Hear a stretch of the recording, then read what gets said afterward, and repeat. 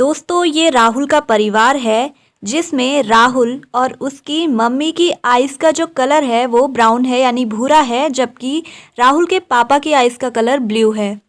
तो क्या आप मुझे बता सकते हैं कि राहुल की आंखों का कलर नीला क्यों नहीं है? तो इस सवाल का जवाब हमें मिलेगा मेंडल के मोनो हाइब्रिड क्रॉस यानी मेंडल के एकल संकर क्रॉस से, जिसको हम आगे वीडियो में देखेंगे। तो मेक श्योर कि आप एक बार चैनल विजिट जरूर कीजिएगा। तो बढ़ते हैं अपनी वीडियो पर।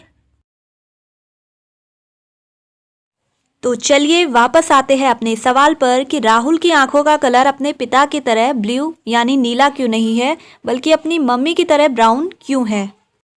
तो इसके लिए हमें सबसे पहले पता होना चाहिए विपर्यासी लक्षण यानी कॉन्ट्रास्टिंग कैरेक्टर्स के बारे में, यानी ऐसे कैरेक्टर्स जिन्हें हम अपनी आंखों से देख सकते हैं और देखने के आधार पे हम उनमें डिफरेंस भी पहचान सकते हैं। जैसे किसी आदमी को हम पहचान सकते हैं कि ये लंबा है या ये छोटा है।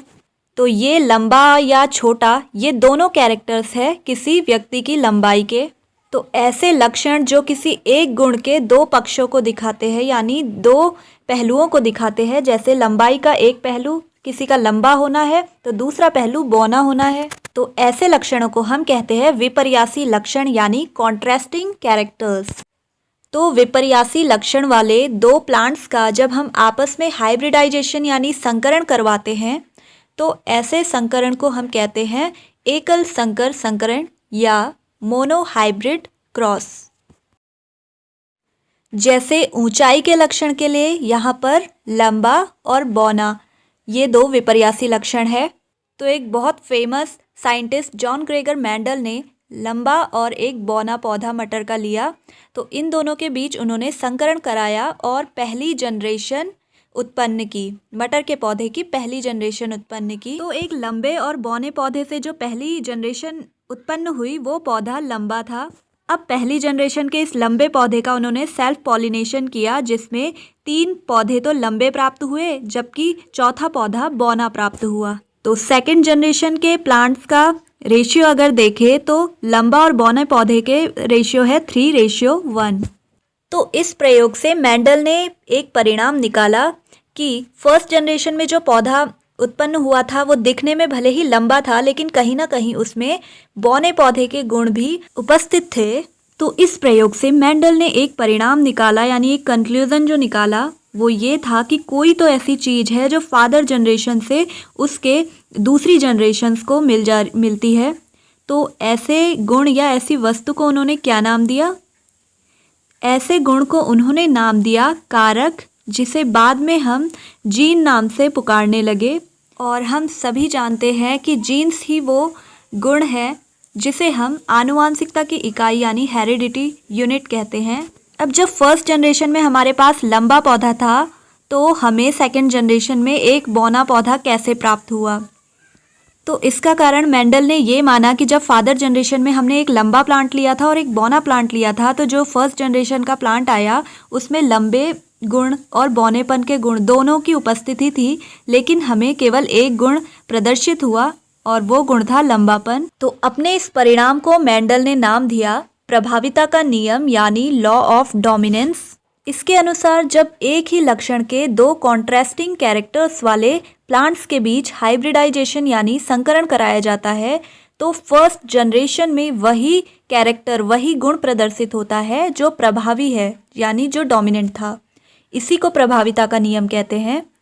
इस क्रिया में जो गुण या जो कारक प्रकट होता है उसे हम कहते हैं डोमिनेंट फैक्टर या प्रभावी गुण, जबकि वो गुण जो प्रकट नहीं होता है उसे अप्रभावी गुण या रिसेसिव फैक्टर कहते हैं। इसी तरह जो सेकेंड जनरेशन हुई उसमें हमें 3 लंबे पौधे भी देखने को मिले, वहीं एक बौना पौधा भी देखने को मिला, जबकि कोई भी पौधा मीडियम लेंथ का हमें देखने को नहीं मिला। तो इस समझ के आधार पे मेंडल ने अपना दूसरा लॉ दिया जिसका नाम है पृथक्करण का नियम या लॉ ऑफ सेग्रीगेशन। इस नियम के अनुसार ये जो कारक थे लंबापन और बौनापन ये एक दूसरे के साथ हमें सेकंड पीरियड यानी सेकंड जनरेशन में देखने को मिलते हैं। सेकंड जनरेशन में इनका अपना एक अलग अस्तित्व होता है, यानी 3 प्लांट्स हमें लंबे देखने को मिलते हैं, वहीं एक छोटा यानी बौना पौधा देखने को मिलता है। लेकिन इनका मिक्सचर कहीं पर भी मीडियम लेंथ का प्लांट हमें देखने को नहीं मिलता। तो इस लॉ को हम कहते हैं पृथक्करण का नियम। दोस्तों, वंशागति को हम पैनेट स्क्वायर के माध्यम से समझ सकते हैं।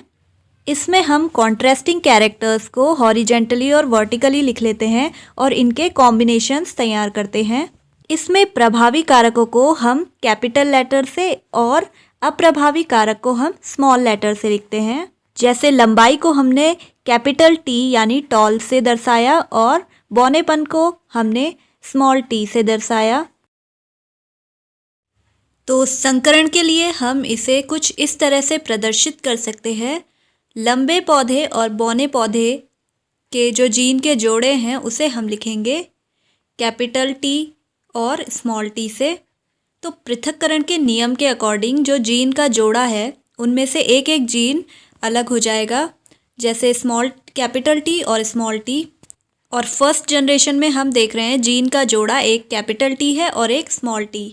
अब फर्स्ट जनरेशन में प्राप्त प्लांट में अगर हम सेल्फ पॉलिनेशन करें तो आप पैनेट स्क्वायर देख सकते हैं स्क्रीन पर। इस पैनेट स्क्वायर में आप देख सकते हैं कि 3 जोड़े ऐसे हैं जिनमें कैपिटल टी है, तो ये पौधे लंबे होंगे, जबकि चौथा जो जीन है उसमें स्मॉल टी है, यानी वो पौधा बौना होगा और अप्रभावी कारक को दर्शाएगा। तो हम फिनोटाइप और जीनोटाइप को कुछ इस तरह से व्यक्त कर सकते हैं। किसी भी जीव के शारीरिक रूप से व्यक्त लक्षणों जैसे लंबाई और बौनापन को फिनोटाइप कहते हैं, जो कि हमें दिख रहा है बॉडी में फिजिकली। तो फिनोटाइपिक रेशियो हो जाएगा 3:1। और वे कारक या जीन जो लक्षणों का नियमन करते हैं जीनोटाइप कहलाते हैं। तो यानी कि हमें देखकर पता नहीं चल सकता कि इसमें कौन कौन से जीन है, इसमें बौना जीन भी हो सकता है। इस तरह इसमें जीनोटाइप रेशियो था 1:2:1। दोस्तों, अब आप क्या बता सकते हैं कि अगर दो सीड्स हमने लिए जिनमें से एक गोल बीज है जिसे हम कैपिटल आर से दर्शाएंगे और दूसरा बीज है मुरझाया हुआ बीज जिसे हम स्मॉल आर से दर्शाएंगे। तो ऐसे विपर्यासी लक्षण यानी कॉन्ट्रास्टिंग कैरेक्टर्स के सीड्स के बीच में जब हम हाइब्रिडाइजेशन कराएंगे तो क्या परिणाम प्राप्त होंगे? पनेट वर्क के माध्यम से आप इसे ज्ञात कर सकते हैं। तो कमेंट बॉक्स में मुझे आंसर ज़रूर बताइएगा दोस्तों। और आज हमने सीखा मेंडलीय एकल संकर क्रॉस, जिसके अंतर्गत हमने मेंडल के पहले 2 नियमों को जाना। तो अगर आपको वीडियो पसंद आई हो तो चैनल को विजिट जरूर कीजिएगा, और विजिट करने के बाद अगर चैनल आपको पसंद आए, इन्फॉर्मेटिव लगे तो सब्सक्राइब जरूर कीजिएगा। दोस्तों, आज के लिए इतना ही।